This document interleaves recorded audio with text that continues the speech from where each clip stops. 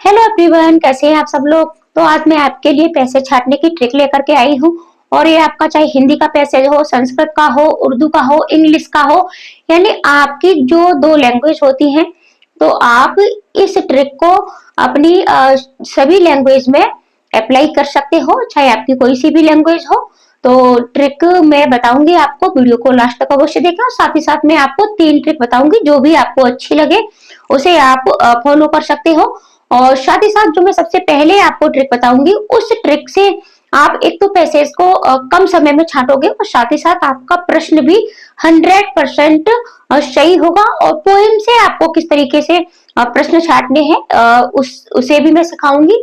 और साथ ही साथ हम आपको लास्ट में, ठीक है, लास्ट में हम पैसेज को देखेंगे भी, ठीक है। मैं प्रश्न पत्र पर भी आपको प्रश्नों को जो ट्रिक मैं बताऊंगी उसको अप्लाई करके भी आपको दिखाऊंगी। तो वीडियो लास्ट तक अवश्य देखना, ज्यादा से ज्यादा अपने दोस्तों को शेयर भी कर देना। चैनल पर नए हैं तो सब्सक्राइब भी कर लेना, क्योंकि ऐसे ही वीडियो चैनल पर आपको डेली मिलती रहती है। तो देखो, सबसे पहले हम बात करते हैं कि आपके पास फर्स्ट लैंग्वेज में एक आपको कविता मिलती है और एक आपको गद्यांश मिलता है, ठीक है। यानी गद्यांश और पद्यांश इस तरीके से आपको मिलते हैं। और सेकंड में आपके 2 पैसेज होते हैं, यानी आपके पास 3 पैसेज होते हैं, ठीक है। और एक आपके पास पोएम होती है। तो टाइम आपका ज्यादा लगता है प्रश्नों को छांटने में। तो सबसे पहले आपको क्या करना है, सबसे पहले देखो मैं आपको बता दूं कि सबसे पहली बात है कि आपको पैसेज नहीं पढ़ना है, ठीक है। आपका जो भी पैसेज है उसको आपको पढ़ना नहीं है। अब आपको हो गए पैसेज नहीं पढ़ेंगे तो फिर हम सॉल्व कैसे करेंगे, ठीक है। तो यही तो ट्रिक है कि पैसेज पढ़ने में आपका टाइम ज्यादा लग जाता है और सीटेट में हमारे पास इतना टाइम होता नहीं है, ठीक है। तो आपको पैसेज नहीं पढ़ना है। पैसेज नहीं पढ़ोगे तो प्रश्नों को कैसे सॉल्व करोगे। तो देखो, पैसेज तो पढ़ना है, लेकिन कब पढ़ना है, शुरुआत में आपको पैसेज बिल्कुल भी नहीं पढ़ना है, ठीक है। शुरुआत में मत पढ़िएगा।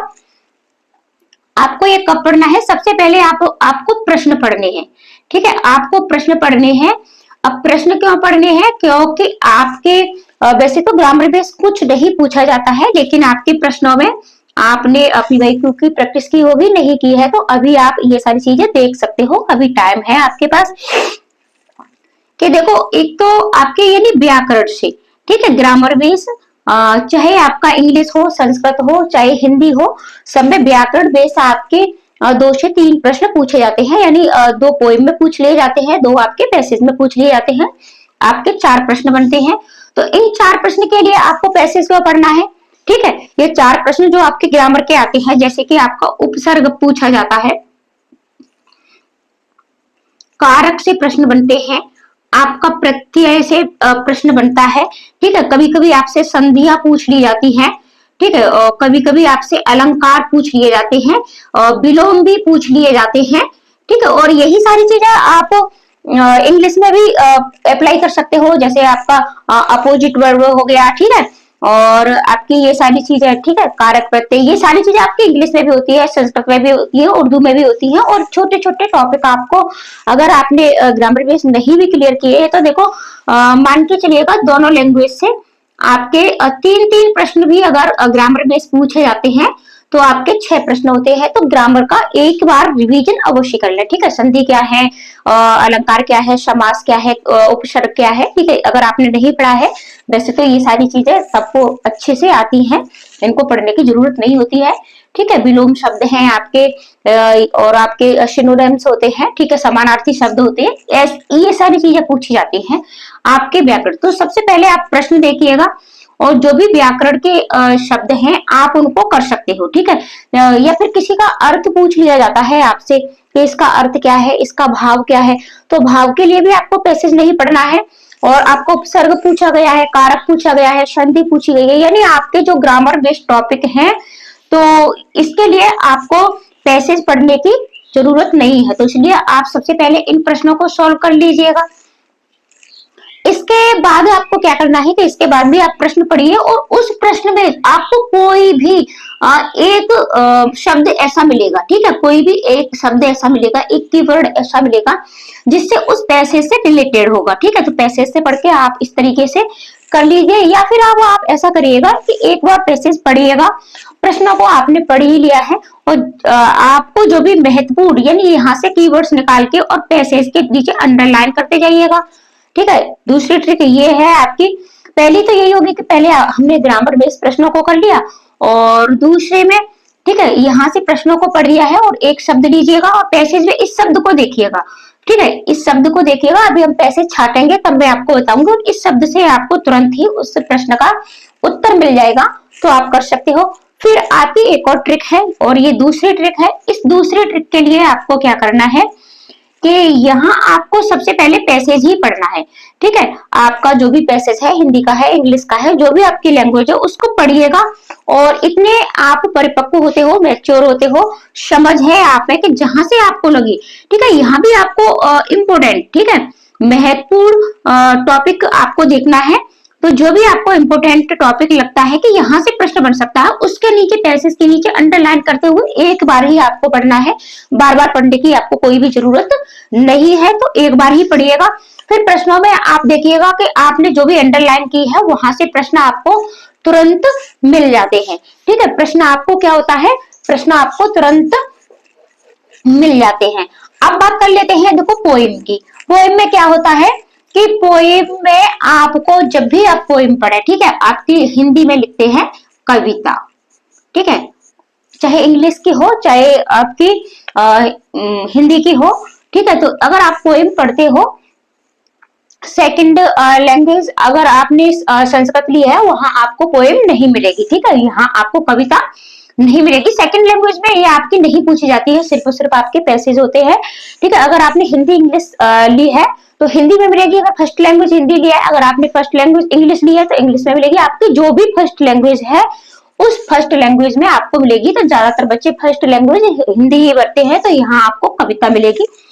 तो कविता में आपको इसके भावार्थ को, ठीक है, भावार्थ को समझ के साथ पढ़ना है, और इसके भी प्रश्न देखिएगा, और प्रश्न में आपसे कोई भी एक कीवर्ड से पूछा जाएगा, ठीक है, कोई भी एक शब्द उस प्रश्न में से छाटिएगा, या तो उसका भाव पूछा जाएगा, भाव नहीं पूछा जाएगा तो अर्थ पूछा जाएगा, अर्थ के साथ साथ आपका उसका विलोम पूछ लिया जाता है, और विलोम के साथ साथ आपका इसमें अलंकार, ठीक है, अलंकार अवश्य पूछे जाते हैं कविता में।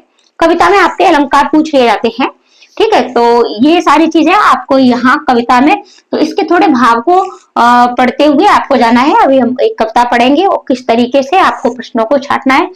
अब देखो इसमें क्या होता है कि कभी कभी प्रश्नों में हमें लगता है कि इसका प्रश्न यही होगा, ठीक है, इसका उत्तर यही होगा। तो आपको अपने आप से, ठीक है, अपने आप से कोई भी प्रश्न नहीं सॉल्व करना है, ठीक है, अपने आप से कोई भी प्रश्न को सॉल्व नहीं करना है। आपके भाव क्या है, आपके विचार क्या है, अपने विचारों को आपको साइड में रख देना है, ठीक है, अपने विचारों को साइड में रख देना है, अपने विचारों को आपको यूज बिल्कुल भी नहीं करना है। पैसेज का भाव क्या कह रहा है, आपको पैसेज के साथ जाना है, और जल्दी जल्दी इस तरीके से ट्रिक से आप ये कर सकते हो। तो थोड़ा सा ग्रामर बेस भी सीख लीजिएगा, और प्रश्नों को इस तरीके से छाटिएगा, और जो भी ग्रामर बेस्ड प्रश्न है उनको आप पहले कर सकते हो, और पैसेज में ट्रिक लगा सकते हो, टिप्स लगा सकते हो। कविता पढ़ते भाव के साथ पढ़िएगा, भाव के साथ भी यहाँ भी आपको कुछ शब्द ऐसे मिलेंगे कि उन शब्द से आप बहुत ही जल्दी इन प्रश्न को पकड़ सकते हैं, तो उस पर भी आप अंडरलाइन कर सकते हो। आपका ये जो पैसेज है, ठीक है, पेपर है, वो आपका ऑफलाइन ही होगा। तो अब चलते हैं, हम शुरुआत करते हैं कि आपको पेपर दिखाते हैं कि किस तरीके से आपको ये सॉल्व करना है।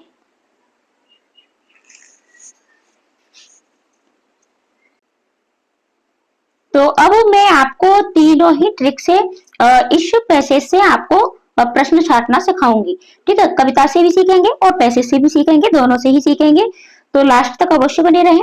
तो सबसे पहली ट्रिक मैंने आपको बताई थी कि आपको पैसेज नहीं पढ़ना है, सीधे आपको प्रश्नों को पढ़ करके कुछ प्रश्नों को छाट लेना है जो आपके ग्रामर बेस होते हैं, ठीक है। तो सबसे पहले हम प्रश्नों को देखेंगे। देखो ये प्रश्न आपका ग्रामर बेस नहीं है, पहला वाला, ठीक है, ये आपका दूसरा भी ग्रामर बेस नहीं है। आगे बढ़ेंगे हम, ठीक है, वहां तो आपके पास प्रश्न पत्र होगा, तो ये इस तरीके से आपको आगे पीछे करने की जरूरत नहीं होगी।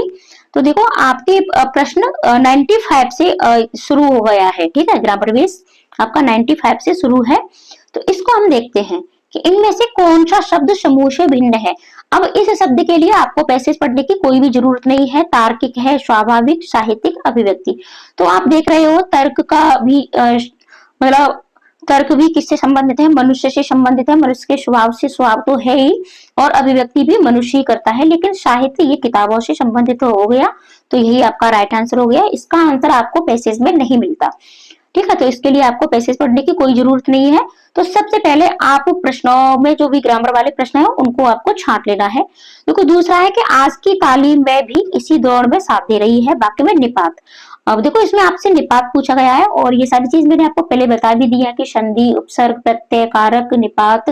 अब निपात क्या होता है कि किसी एक शब्द पर बहुत ज्यादा जोर देकर के बात की जाती है, जैसे कि यहाँ भी, आज की तालीम भी, तो भी शब्द आपका क्या है, इसमें निपात है, तो ये आपका राइट आंसर हो गया। तो देखो इसके लिए भी आपको ग्रामर बेस्ड कुछ भी पढ़ने की जरूरत नहीं थी। अब देखो ग्रामर बेस्ड नहीं, सॉरी, पैसेज में पढ़ने की जरूरत नहीं थी, ठीक है। और ये भी आपका ग्रामर से ही हो गया। फिर आपका विकसित शब्द में प्रत्यय। अब यहाँ भी आपसे प्रत्यय पूछा गया है, तो शित है, इत है, त है, सत है। तो विकसित में आपका है इत, ठीक है, विकास प्लस इत, तो विकसित ये हमारा बनता है। तो ये देखो 3 प्रश्न आपके यहाँ से सॉल्व हो गए। अब देखो बात करते हैं हम अपने अगले प्रश्नों को। तो हम शुरुआत से प्रश्नों को देखेंगे। तो अब इसके लिए आपको क्या करना है कि दूसरी ट्रिक मैंने बताई थी कि अब या तो आप ऐसा करिएगा कि इन प्रश्नों को पढ़िएगा, ठीक है। प्रश्नों पे आपको ये कीवर्ड से पता चल जाएंगे कि जैसे अनुच्छेद के आधार पर मैं किस पर सर्वाधिक ध्यान देने की जरूरत है, विज्ञान पर, कला पर, किशोरावस्था पर, बाल्यावस्था पर। तो ये आपको इसके कीवर्ड्स मिल गए, विज्ञान, कला, किशोरावस्था, बाल्यावस्था, ठीक है।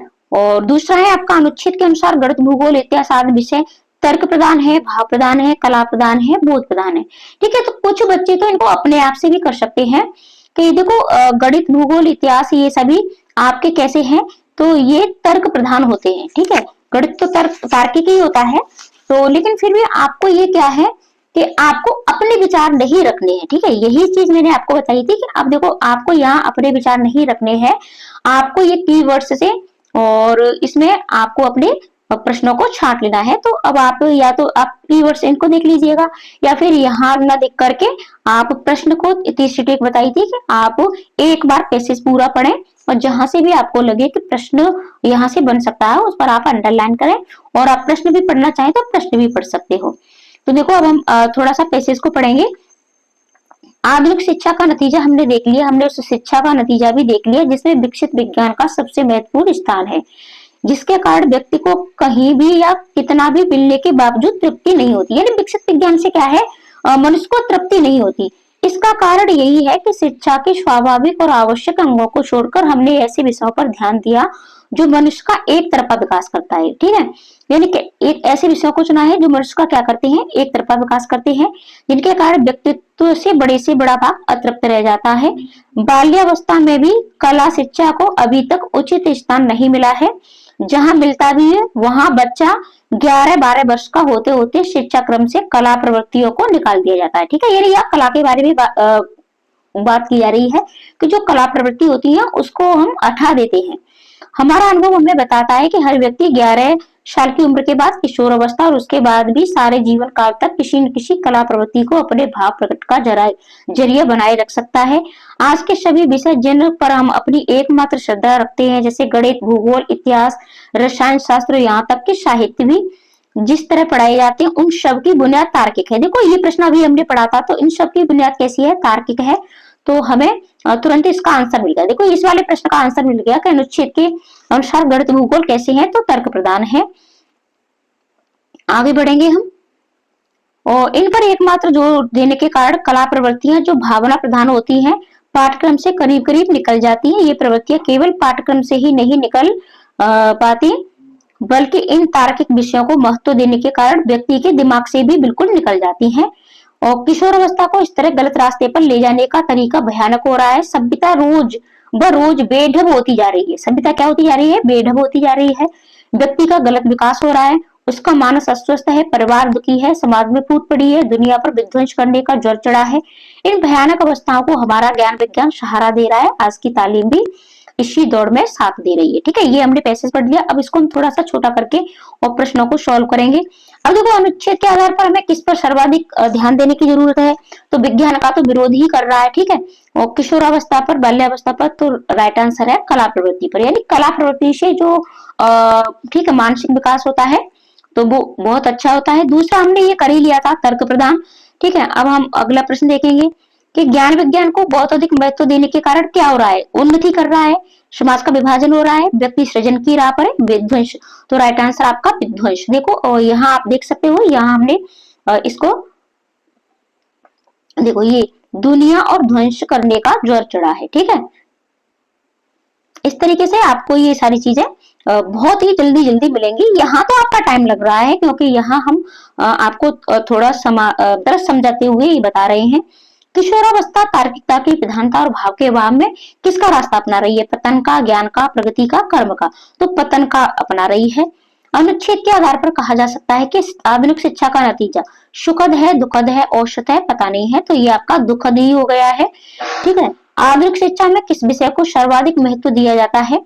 ठीक है, तो कला को, भाषा को, विज्ञान को, इतिहास को। तो ये सबसे पहले ही हमारी लाइन थी कि आधुनिक शिक्षा, देखो ये आपको मैं दिखा दूं कि आधुनिक शिक्षा का नतीजा हमने देख लिया है। ठीक है, तो जिसमें विकसित विज्ञान का सबसे महत्वपूर्ण स्थान क्या है? विज्ञान का ही है। तो ठीक है, ये आपका देखो राइट आंसर हो गया, तो विज्ञान का। तो इस तरीके से आपको प्रश्नों को सॉल्व करना है। अब देखो, हम ये थोड़ा पोएम भी देख लेते हैं कि पोएम को आपको किस तरीके से पढ़ना है। देखो, वीडियो लंबी तो हो रही है, लेकिन यकीन मानिएगा कि आप 100% अपने पैसे सॉल्व कर पाओगे, चाहे हिंदी का हो, चाहे इंग्लिश का हो, चाहे संस्कृत का हो। अब देखो, इसमें क्या करना है, आप जब भी पोएम पढ़ें, ठीक है, तो साकार, दिव्य, गौरव, विराट। तो साकार, साकार का अर्थ होता है जो चीज हमें दिखाई देती है, जिसका रूप होता है, आकार होता है। ठीक है, साकार का अर्थ होता है जिसका आकार होता है। दिव्य में दिव्य, और गौरव, विराट, विराट भी बहुत बड़ा। पौरुष के पुंजीभूत ज्वाल, यानी जो पौरुष के पुंजीभूत ज्वाल है। ठीक है, मेरी जननी के हिम किरीट, मेरी जननी यानी मातृभूमि, ठीक है, पृथ्वी के। हिम किरीट यानी मुकुट बोलते हैं। हिम किरीट का अर्थ होता है मेरे भारत के दिव्य भाल, और मेरे भारत के दिव्य भाल, भाल का अर्थ होता है माथा, मस्तिष्क। ठीक है, मेरे नगपति, मेरे विशाल, और युग युग अजय निर्वध मुक्त, युग युग गर्वोन्नत नित महान। और इस तरीके से आप इसको भाव के साथ आपको पढ़ना है। कैसी अखंड ये चिर समाधि, ये त्वरी और तू खोज रहा। लेकिन सबसे पहली ट्रिक हमने क्या बताई थी इसमें भी, कि आपको सबसे पहले प्रश्नों को पढ़ना है। ठीक है, प्रश्नों को पढ़ करके और उसको देखना है, उसके भाव को। तो हिम किरीट का आशय है, आशय यानी भाव है, अर्थ है। ठीक है, तो ठंडा मुकुट बर्फ का, चांदी का, स्वर्णिम। तो राइट आंसर आपका हो जाएगा बर्फ का मुकुट। हिम में बर्फ होती है तो बर्फ का मुकुट होता है आपका। अगला प्रश्न है, नगपति का विग्रह और समास होगा। ठीक है, यहाँ समास भी पूछा है और विग्रह भी पूछा है। तो आपको ठीक है, पहले तो इसका विग्रह कर लेना है और फिर समास। तो इसके लिए भी आपको पैसे में आपको इसका कुछ नहीं मिलेगा, ये आपका ग्रामर से ही संबंधित है। तो रत्नो, नग का पति, तत्पुरुष। ठीक है, और नगो पर्वतों का पति है जो कर्मधार है, या नगो का पति तत्पुरुष, और नगो का पति है जो बहुब्री। तो राइट आंसर है आपका नगो का पति यानी तत्पुरुष समास है इसमें आपका। अगला प्रश्न है, किस पंक्ति में कहा गया है कि हिमालय शक्ति की ज्वालाओं का ढेर है? यानी शक्ति ज्वालाओं का ढेर किस उसमें कहा गया है? तो आपको कविता पढ़ने की जरूरत नहीं है, अगर आप प्रश्न को भी पढ़ते हो तो यही आप इसका अर्थ समझ लो कि युग युग अजय निर्वध मुक्त, इसमें नहीं है। ठीक है, ज्वालाओं पर आपको जाना है। तो ज्वाल, ज्वाल सिर्फ आपको इसमें मिल गया। देखो, ज्वाल आपको पौरुष के पुंजी भूत ज्वाल, तो यही आपका राइट आंसर हो गया। ठीक है, जिसे जी कहा जा सके, तो जिसे जीता नहीं जा सके, ये आपका वाक्यांश के लिए एक अर्थ है। ठीक है, ये क्या है, ये आपका वाक्यांश के लिए एक अर्थ है। तो जिसे जीता नहीं जा सके वो क्या होता है, वो अजय होता है। जिसको जीता नहीं जा सके अजय। ठीक है, बाकी का आपको कुछ भी पढ़ने का जरूरत ही नहीं है। निस्सीम शब्द में कौन सी शब्दी है? तो निस्सीम शब्द में आपकी विसर्ग संधि है। देखो, इसमें भी आपका कुछ भी आपको पढ़ने की जरूरत नहीं है।